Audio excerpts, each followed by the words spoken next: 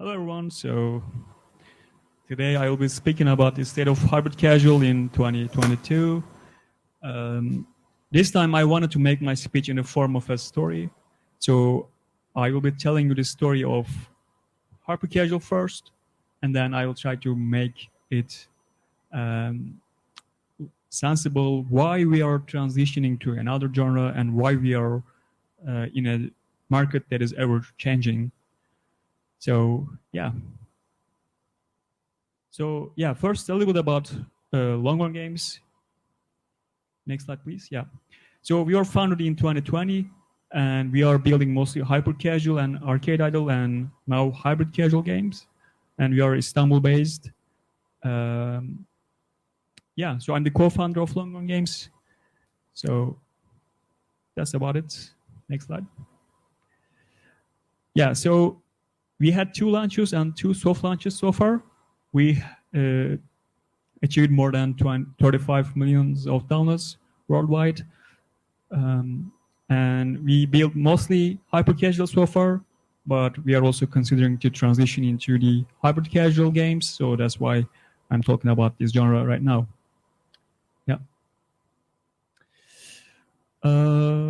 So the title is a brief history of hyper casual.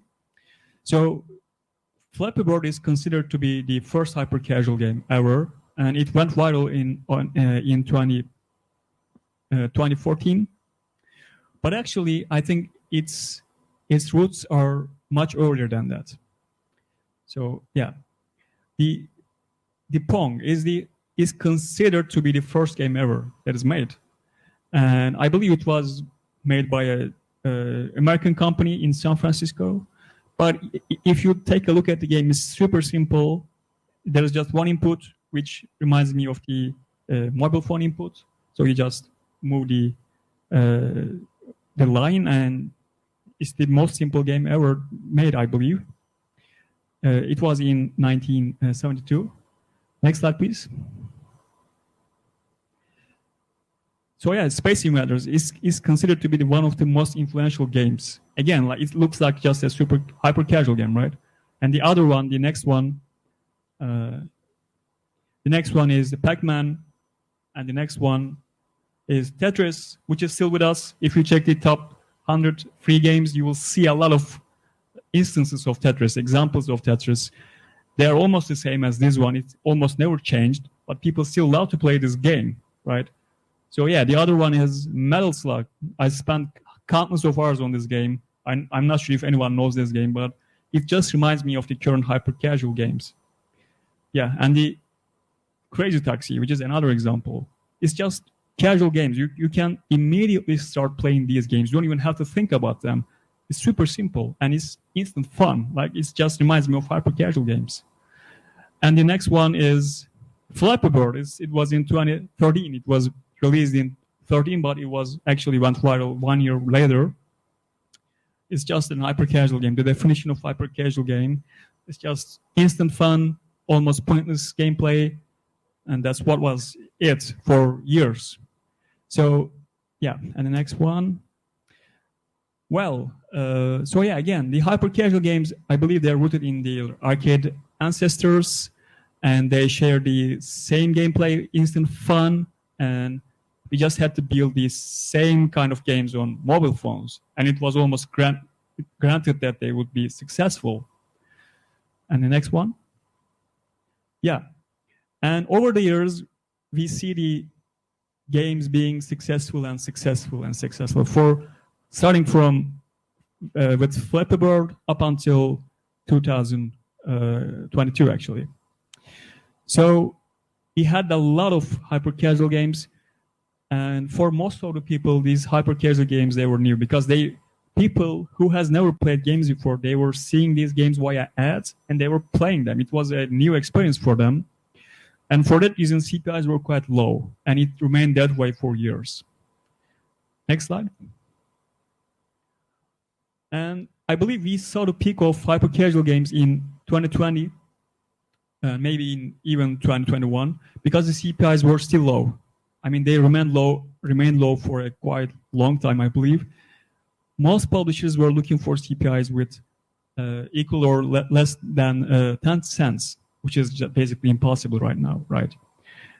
But at the time, there was the barrier, and anything above that, most of the publishers wouldn't even consider. And retention was almost insignificant because you would make money in the first day, right? You wouldn't even need retention higher than 20% day one.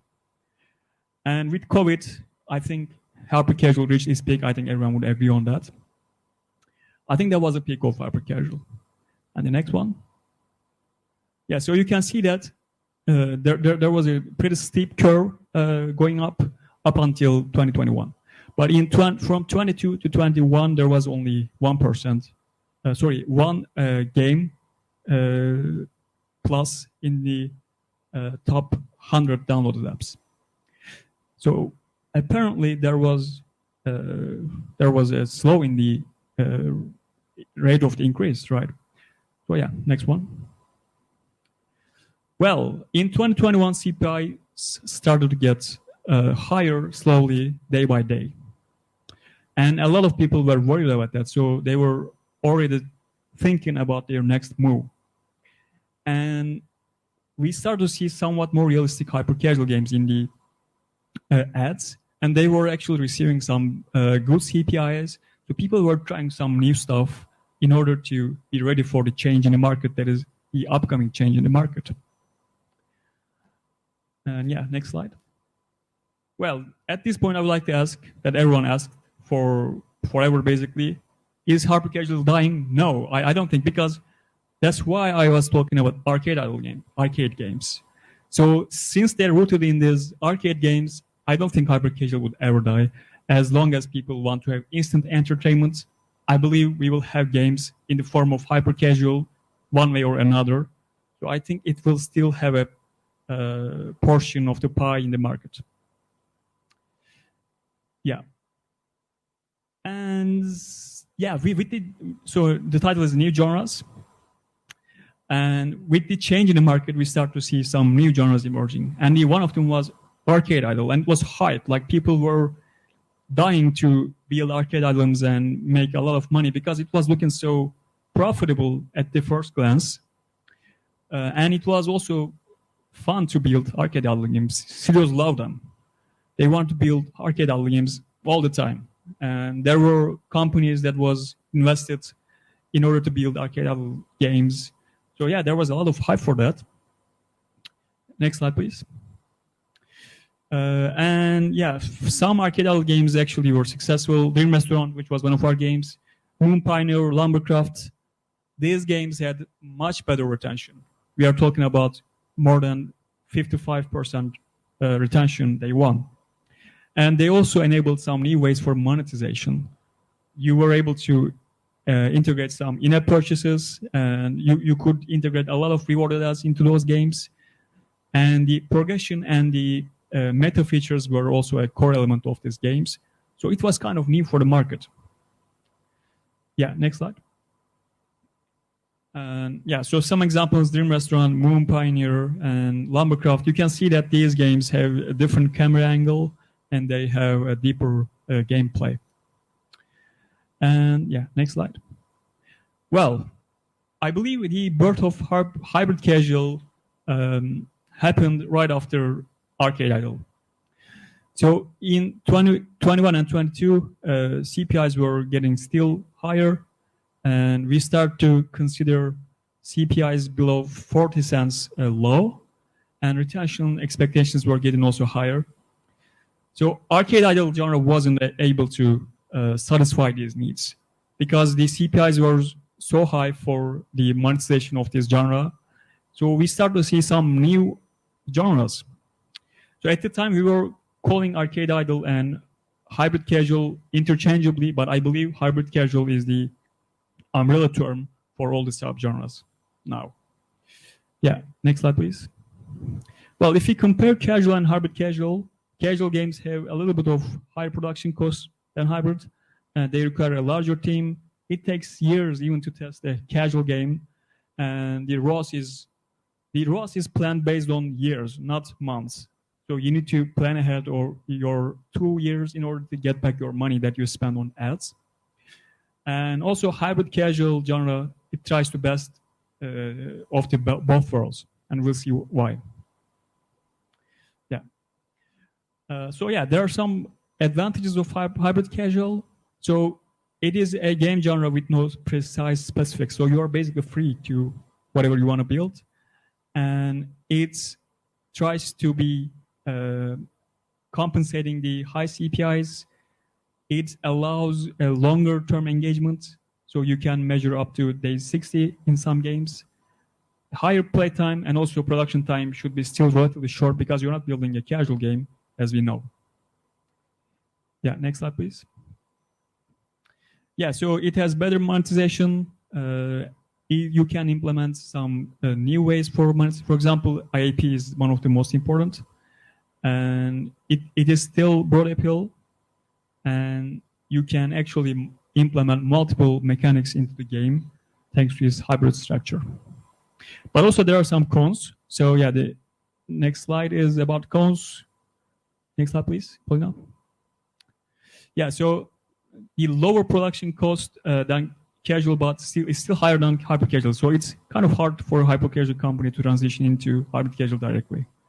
Requires some more knowledge, and your team should still be versatile because you will need to implement multiple mechanics, and you need to have a good strategy for marketing because it's a little bit different than hyper casual.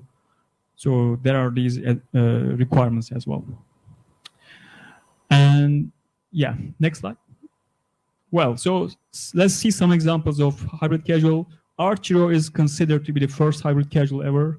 It was released in 2009, and it was a unique example because we never seen a similar game in the market after Archero. It was a super successful but unique example at the time. Yeah, next one is Golden Goblins. So this was released almost 2 years ago. This is, I think, a classic example of hybrid casual game because you can see that the gameplay is super simple still, but there are some events in the game. The monetization is different, and the gameplay is a little bit deeper, and there's a progression that you can build upon. And the next one is Lamar Idol Vlogger, which is an idle clicker based on a story. Again, an example of hybrid casual. And the next one is, I believe, the Eat Venture, a super classic example of a hybrid casual game. If you haven't played these games, please play those. I believe those are the super best examples ever. Yeah. So let's see an overview of the hybrid casual. So I believe a hybrid casual, we can dissect it into 4 main elements. The core mechanic should be powerful as in a hyper casual game. We have to provide some meta layers and a progression. We should implement live ops and events. This is also important. And the hybrid monetization is a must for a hybrid casual game. So yeah, let's start with the core mechanic. The next slide, please. Yeah. So the core mechanic should be already proven, or it should be really powerful. And most of the time, hybrid casual games have a mechanic that can keep the player engaged for a long period of time. One example is Eat Venture that I showed you before. You just upgrade all the time and things happen by itself. And another example can be Match 3 mechanic with Zen Match, a game called Triple Match 3D. So yeah, the next slide is about that. So on the left, you see the Triple Match 3D. So you can see the Match 3D is merged with the Zen Match mechanic. So it's almost a brand new game now. Although it's a super simple merge, the results are amazing. Same on the right side. It's just the Match 3D, but just in a different form, in the form of a cube. Some examples of a powerful core. And yeah, meta layers. Also super important for hybrid casual. We can implement some chests, cards, and stickers into the games so player can collect these items. We can add some narrative elements, as I showed in Lamar Idol Vlogger. And design and customization, an example, homescapes, building mechanics, upgrade mechanics. We can implement all these mechanics next to the core. So they just enhance the experience of the game. And yeah, monetization is also super important. Now in-app ads are not enough, right? So you have to design your game with that in mind. You have to design a game that you can integrate some in-app purchases and some rewarded ads that will be appealing to the people. And also some casual games also start to implement the reverse. So they start to implement some rewarded ads and interstitials. So the whole industry is now in a blending state, I would say. We are just trying to pick up the working parts from each other and try to make it work in a better way. Yeah, and an example from Gold and Goblins. So you can see that they implement some rewarded ads together with a shop where you can buy some gems with real money. And I believe there is also interstitials in the game. And another example is Eat Venture. Again, the same story. So you can see the boost multiplied by 2 is in the middle of the screen. It's the biggest button, right? I would like to emphasize this. So they are really relying on this rewarded button. But also they sell some in-app purchases. They have a daily deal. So again, a classic example of a mixed monetization. And live ops events, also super important. It's something we don't have in the hyper casual most of the time. We so rarely implement some events and live ops elements, but in hybrid casual it becomes more important.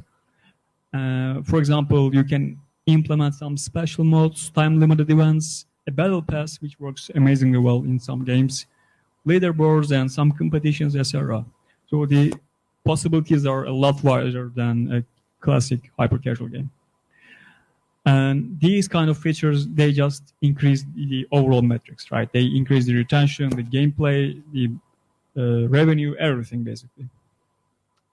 Yeah, and some examples, again, from Gold and Goblins. There are some team action, there are tournaments, there's an event that is time-limited. So these kind of things become super important. And another example, next slide, please. Sorry.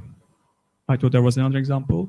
But yeah, so the feature of hybrid casual. So in my opinion, my personal opinion, I think it will grow more over the coming years. And we already can see some hybrid casual games in US top 100 free, which already proves that there's a room for this kind of games. Mixed monetization will be even more important over time. It's already becoming a thing now. And I think there's a lot of untapped potential for the whole genre. And as I see, most of the studios already starting to invest in this genre. Yeah, I think that's it. So if you have any questions, I can answer.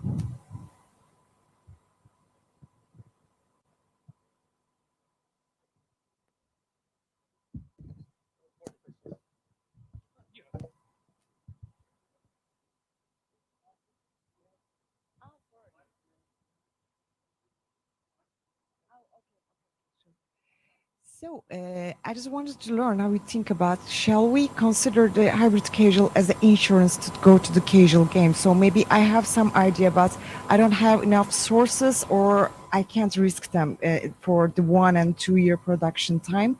Maybe I can just start with hybrid casual with a short-term production process, and then I can enhance the game after I get enough data and metrics. So it can be a good transition, kind of insurance.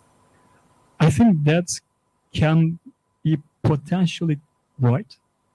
But at the same time, I don't think it's really easy to make another transition from hybrid to casual. And that is because casual games, most of the time, they require some specific and very deep knowledge about them. Let's take Mesh 3, for example, or let's say, yeah, Mesh 3, for example, Toon Blast. So if you want to build a game like Toon Blast, I mean, it's not immediately obvious, but the game has so much depth in it that you need to build over time and master, and then only then you can be successful. Without that knowledge, prior to your project development, then it's almost impossible to compete with these games because they build so much user base in the years, and they have so much very well working creatives. It's super hard to get in the genre without a super talented and without some good money in your bank. I believe it's still really hard to achieve, but I wouldn't say it's impossible. I can see the hybrid casual as a stepping stone for a casual game. If you have a good strategy and if you play it right, I think that's of course doable. Although it will be still pretty hard in my opinion. Thank you.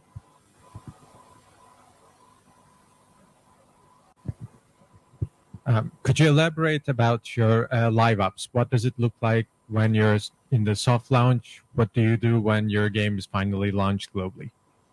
I think that really depends on the genre and the theme of the game.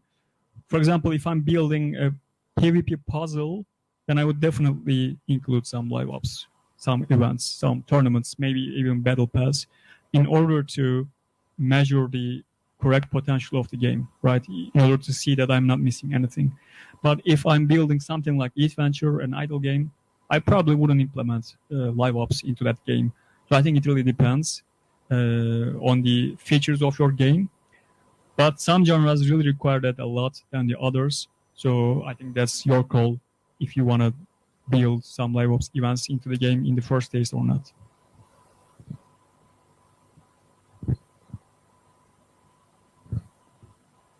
Okay, I think that's it.